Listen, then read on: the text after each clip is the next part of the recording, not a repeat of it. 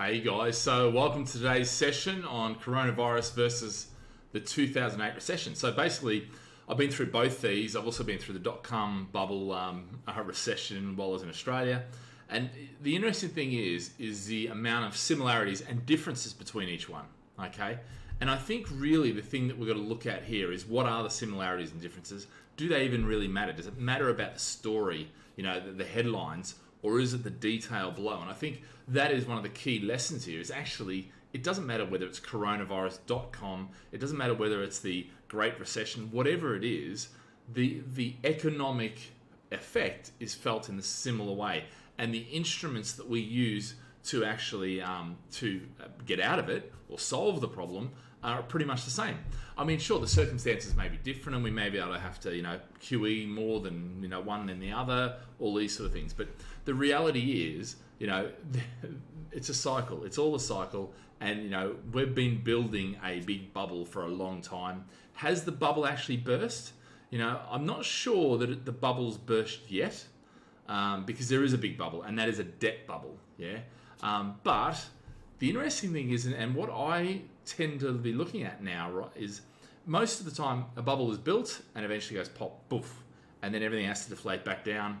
Normally about 30%. If you want to throw a figure out there, 30% everything has to drop by, whether that be house prices, whether that be asset prices in terms of stocks and shares and things like that. Now, obviously, some stocks will go down to zero, some properties will go down even more, some properties won't go as much. But generally, the economy, it gets to about 30% above where it should be, and that's when the bubble goes burst. Now, we've been flying at above 30% for quite some time, and my argument actually has been for a long time is that the last bubble, we didn't actually deflate it. What we did, for the most part, is we just threw money at it and threw money at it. And the only way to keep that bubble from bursting was to throw more and more and more and more and more and more and more and more. So the argument is that for a decade, we've built an even bigger bubble. And is that bubble bursting now? All right, well, that's for the answer. So before we get into that, let's have a look at just the other stuff that I cover every day, which is basically, so 8 days left in lockdown. I think we're going to overshoot this. And, 6 days according to the UK government. I think we are. 69 days is probably more when we're going to start to ease. And I would agree with that much more closely. In terms of 1.6 million people, 1.5 yesterday, 1.4 the before, 1.3 before that, 1.2 before that. It's still going up. The numbers are still rising. We haven't reached that peak yet from a world perspective. But the good thing is Wuhan's opened up. So they've shown us how it can be done and how to get through this. And it is working. I don't care what, there's plenty of conspiracy theories around China. But, speaking to people in China and talking about the measures that's actually gone. I mean, I've got lots of property guys that worked in China. They worked in the UK. They moved to China quite a few years ago, set up offices, all that sort of stuff. Chatting to those guys, the actual measures are working. Whether you like it, want to hear it or not. China has shown leadership in this. Now, yes, they may have hidden it for a month. They may have played it down. But you know what? Most economies had 2 months, and we'll talk more about that in a sec. But look, the UK, 881 deaths. It's really getting hammered right now. 2,000 deaths. So it seems that the US, is about 2,000 deaths a day. UK is about 900 deaths a day.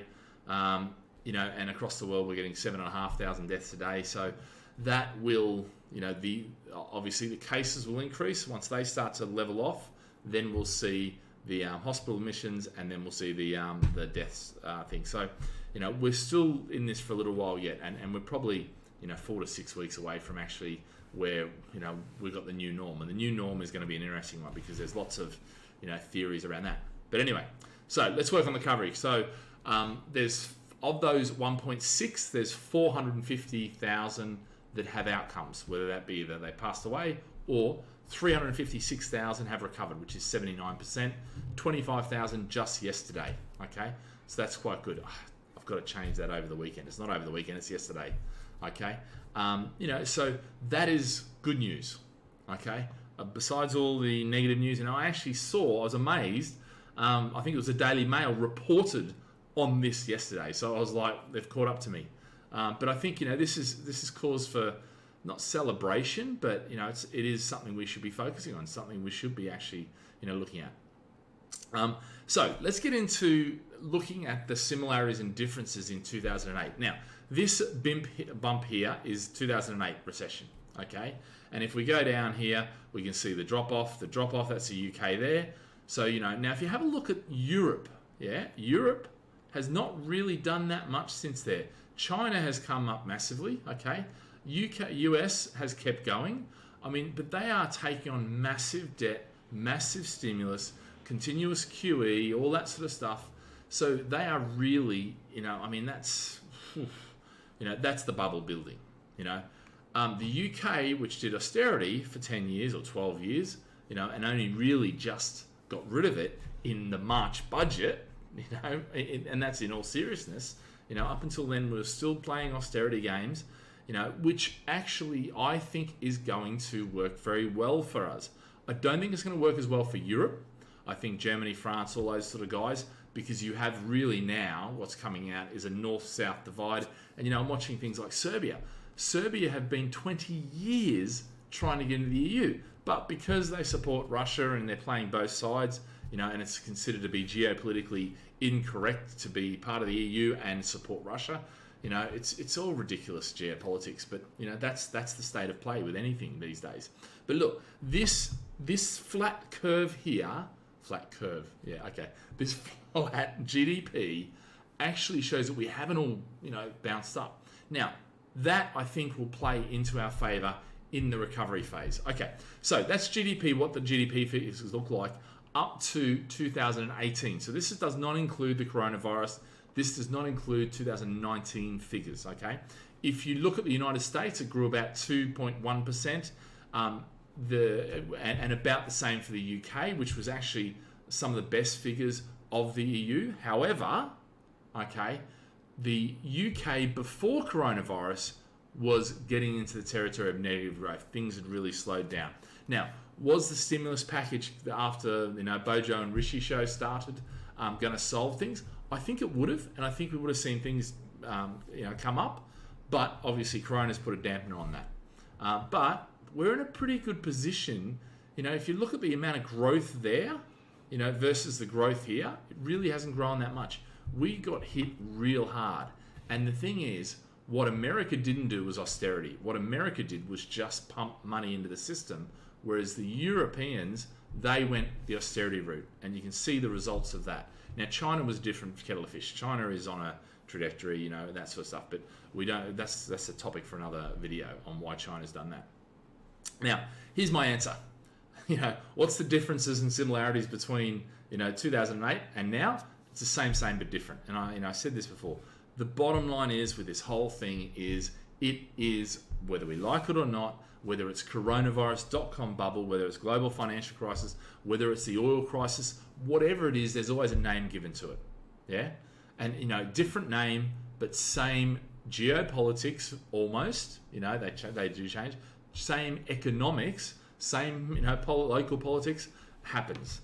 So same different. Anyone who's travelled through Thailand will know that phrase quite well. But now let's have a look at it a bit deeper. So 2008 global financial crisis, GFC. Okay, it was caused by CDOs, which is collateralized debt obligations, which was a securitization, where basically if I was a funder, I would lend, I would then take my good stuff and my bad stuff, and I'd put it together. And I'd go get it rated, but I would say that it was good, all good stuff.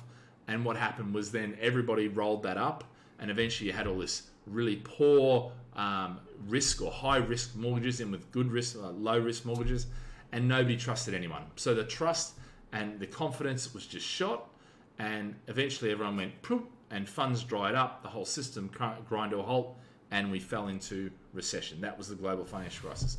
We'd been through massive gains, and this is the key difference, I think, is this. Back in the GFC, we had all economies at full productivity. They were going at it, boom, boom, boom, boom, boom. And I've said this in my other things. And what happened was we went, stop. Nobody trusted anybody, And all of a sudden, everything stopped. But you had developers who still had to build out properties. So there was an overhang of supply. You had people with huge inventories all of a sudden had to get rid of that inventory. So they weren't ordering new inventories. So everything took a dive. Yeah. Now, in the US, that's the case this time as well. Things have been really good, productive, blah blah blah. So all of a sudden now they've got mass unemployment, mass that. So really for them, and the way they've gone about it for me is shocking. But anyway, now the way where we've come from is we've been very slow. Things haven't really taken off. We've had 10 years of austerity. Developers haven't been building vast development sites and that sort of thing. So there's no supply overhang that needs to take up the slack before we can produce more. So our pause button is a lot better pause button than, say, the US's pause button, yeah, which is quite interesting. Now, I mean, if we looked at China pressed pause. In fact, they didn't press pause; they pressed stopped. Boom, stop, and they ground everything to a halt. And they did that, in Wuhan for 76 days. Now they've started to ease before that. But now they've opened it all up. They've still got systems for QR codes and all those sort of things, which is working really well, I might add. Yeah, really well. Okay, and I won't get into that. So the bottom line is, look, in 2008 we had the bubble burst. Yeah, there was a big bubble and it burst. Yeah, what happened was the US injected money, and we got the Big Short film. If you haven't watched that talks about how it happened and what had happened and that sort of thing. But look, when bubbles burst, they need to unwind. My concern is that because we've been pumping so much liquidity in, we haven't allowed it to burst. Okay, not in all economies. Okay, we've done the burst rather than having a burst in the UK. We've had a gradual decline, which actually wasn't a decline. We would have been doing this, but instead we've done this. So even though it's been 10 years of pain, yeah, actually we're in a much better position than we would have been if we had just liquidity like the US has. So it's very stark differences here, and I think we'll see stark results when we go back and we look at the figures that have actually come out of this. Okay, so the UK was approach to austerity. US was QE. So one was austerity, in other words, don't spend anything, get the government debt down, and slowly come out. The other one was spend. Okay, at the end of the day, which is better, which is worse? Well, we'll see in the end. I personally think that an in-between is the better idea. Okay, so So what I want to talk about now is the coronavirus side of things, okay? Because there's two real phases to this.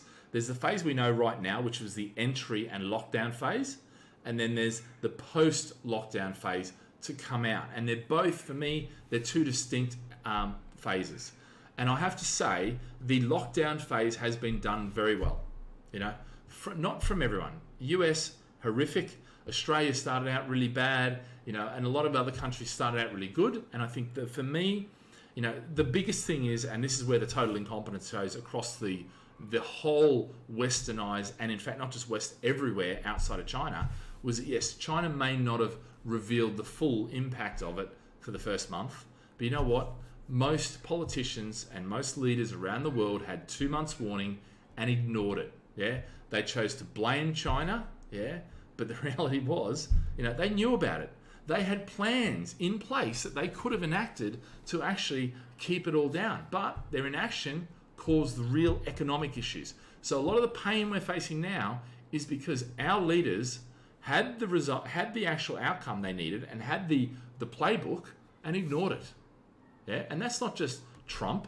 I mean, Trump went the opposite of it. But at the end of the day, all of our leaders pretty much ignored that playbook. The ones that didn't, what happened? Well, they controlled it. They managed it, not control. As Fauci has said, and all these guys, you don't control this virus. Yeah, you manage it. Yeah. Now, the interesting thing is, the US had the same response to the crisis, in the lockdown phase as they did in 2008. So as far as they're concerned, their response was same. Let's give billions away to the big companies, and you know what? Then let's forget about our poor and middle class and let them fend for themselves. Now, most of those guys still have not recovered from the 2008. So it is just a hell on earth for them living in the US. That economic, prosperity and all those big figures in GDP, that doesn't apply to people. That applies to the major numbers, the wealthy, the billionaire class, all those guys. They've had a field day. Yeah. So the US's response is totally different from what the UK response is, And in fact, a number of different countries now that are giving money directly, or stimulus, if you like, directly to individuals and small business. And that distinction is what separates us massively, okay? Massively, I think, And guys, just so you know, if you've got any questions, if you've got anything, you can pump them into the question thing. Happy to answer questions. So that's that for me. If you look at the US, that's one model, which I think is a failed model. It failed in 2008 and it's failing now. And there's the other model now, which we all took in 2008, which was we stimulated the big companies, trickle-down economics was supposed to get to the people. Didn't happen. Yeah, all it did was cause share buybacks, which drove the prices up, But now what's happened, the UK, and in fact a number of countries now are giving monies to individuals and small businesses, which has kept the unemployment rate very low, okay, comparison to what it would have been. And I think that's the key here, that as we come out and as we go into the next phase, all right, which is the post-coronavirus phase, which is basically that there's going to be, so when we decide to come out of this, there's going to be stimulus that has to be required. We have to require. We may see lower bank reserve limits, because one of the things that could happen was banks will lose confidence in lending. And if they do that and there's not money available. Now, right now, there is huge injections, huge stimulus, huge liquidity being pumped in. But if that is not lent out, then that is a problem. If that just props up reserve limits and things like that, then that becomes a real problem. Sorry, guys, I think we're having problems with the stream as well. I don't know. It says perfect streaming on one bit, but anyway, it looks okay now. So, look, bottom line is, we may lower reserve limits, which I think the banks they've already indicated that is a possibility. Gradual release of lockdown measures, gradual weaning off of benefits. I think that's really important. If we are on benefits for too long, the problem is going to be that we're going to get used to having that and not used to necessarily earning our own money, and then we're going to get back to it. Now, the real problem, I think, with this post-virus, and I've said it many times, is that, if we say, right, lockdown's off, get back to work, it's going to take, so for instance, my sales business is going to take 3 months to start making money. So who's funding that 3 months? If the government helps out, fantastic, then I can keep all my staff on, everyone's happy. Then, and across the economy, the unemployment rate stays where it should. The issue becomes if they go, right, lockdown's off, get back to work, we're stopping the furloughing, we're stopping the stimulus, and all of a sudden I go, I've got 3 months. Listen, guys, looking at the cash flow, looking where the business is, I can only keep half of you. And if that happens across the economy, well, then we have unemployment shoot up. Demand goes down, the GDP goes down, and we're into a recession. And all of a sudden, then if that goes across a number of economies, then we're in real problems. I actually, touch wood, don't think that may happen. I think actually a lot of the governments around the world have woken up. They're looking at the US and they're saying they're a basket case. Don't follow them. They don't lead us anymore. There's no leadership in the US. In fact, look at them for what not to do. Let's do our own thing and let's try some different things, because the tools that we used to use and we used to have, we're still using them, but now we're going to try them and use them in a different way. And I think if we come up with creative approaches, which we have, certainly in the virus phase of this, and if we apply them to coming forward, then the likelihood is we may come away with not too much of a recession. Look, make no mistake, right now we're probably in recession. You don't stop an economy like that, and it's not stop, okay? We're talking, you have taken out a lot of the consumer spending, you've taken out a lot of the production, a lot of them, and if that happens for 2 periods, we're in a recession. But make no mistake, whether it's technically a recession, we are in recession. Recession as in, everything's dropping away. But it's about how we manage it on the way out that really counts. Other things we can do, increase government spending, but of course that causes borrowing for the most part for most countries, because obviously they haven't got the cash sitting there, and therefore that will have to be paid out. But I think short term, cutting taxes. So there's in the news now talking about stamp duty cuts, which is a good thing, stimulate sales. And then what they can do is then to pay back all this borrowing, which is, we're going to have to pay back at some point. unless we just choose to do the American model and inflate it away, which I'm not sure is a good idea in the way they do. And remember, we're not the reserve currency. I'm not sure they are either, but that's a whole nother video as well. But we have to pay back those debts, so taxes will probably go up. I think how we're going to get out of this in the post-virus phase is we need to look to China for the model for reopening. I think if we do that, the likelihood is that we could actually see things be quite good. So that sort of gives you a bit of an idea. Similarities, I mean, same, different. There's still a high likelihood that we are going to go into recession. The question is how long that we stay in that recession, and whether we make the same mistakes we made in 2008, which was, for me, austerity for such a long period, whereas we should have stimulated the economy for a bit longer after to get things moving and then pulled back on the spending. We didn't. We just went straight in and said, nope, we're just going to do some tough times. And I think part of the problem was Australia did this many years ago and it actually worked-ish. It was a very deep recession, but then they went back up. So yeah. Just had hey Marco, how are you? In light of the crisis recession, all the stock markets are down. Would you invest in a company share? Look, I'm chatting to a lot of my mates who are in that sort of market. It's not really my game, and they're saying hold off. And I agree with that, because if you look at how things happen, there's the initial shock, and then there's repricing, and then there's the fire sales, and then tends to be that they'll come down and then come down again. But it depends on your situation. I'm not going to give stock advice here. I think there is so many unknowns right now, and when I say same but different, the different is, this is, this type of stimulation direct to individuals and that hasn't really been played out before. This may work like a dream, and actually we end up having this massive rebound. I mean, China right now, telling you the guys in China's actually coming back and actually can't bounce back, and people have just got back to work and just going about their day, and actually potentially they won't have a recession-ish. They may have, if you think they've been growing 6%, are their figures real? Who knows? So yeah, it would have been, now, and so what would you pick? Well, I mean, my advice is always pick something So, if I'm going to go back, I'm going to go back into probably property companies that I know are doing really, really well.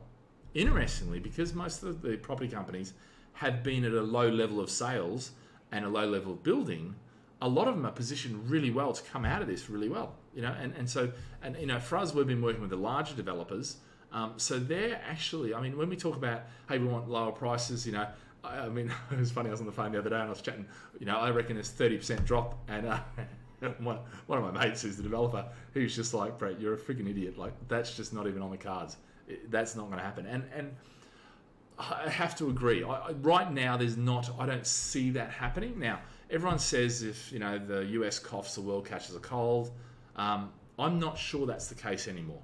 Yeah, I'm not sure that's the case in the same way it was, say, 10 years ago, 2008, or even before that. I think most countries, most leaders, most politicians now look at America and go, they're a necessary evil, but they're a bunch of bloody, banana republic, and that's, that separation which has been happening for, certainly since Trump, that's going to continue. But obviously now people are playing geopolitics, China and the US, and they're playing off each other, and that's causing a separation. Whereas before there was no China, it was the US were the granddaddy. They had, they had all the Navy, putting their power out, and they've still got that, so they're not going away in a hurry. I'm not saying that they're going to collapse and crash in a hurry. I don't think that will be the case right now, but I think they're going to go through another 2008 crisis where, they're going to get hit harder than everyone else. And you look at their virus response, I think that's going to continue, unfortunately, that's just the way I look at it, but yeah. So guys, that's all I've got for today. Any other questions, put them through and I'm happy to answer them. I'll be back on Tuesday. I'm taking Monday off. But yeah, back on Tuesday. Got a few more videos to do on the weekend, but stay on my channel. You can also go to gladfish.com/COVID-19 and all of my videos there. We're up over 45 videos right now since I think 3 weeks ago. So yeah, been busy little beaver. I'm pretty sure my wife doesn't know who I am right now, or my kids. But no, guys, keep watching, keep the questions coming. It's great, really enjoying this. And we'll see you next week. Have a fantastic Easter. All right, guys, see you later. Bye.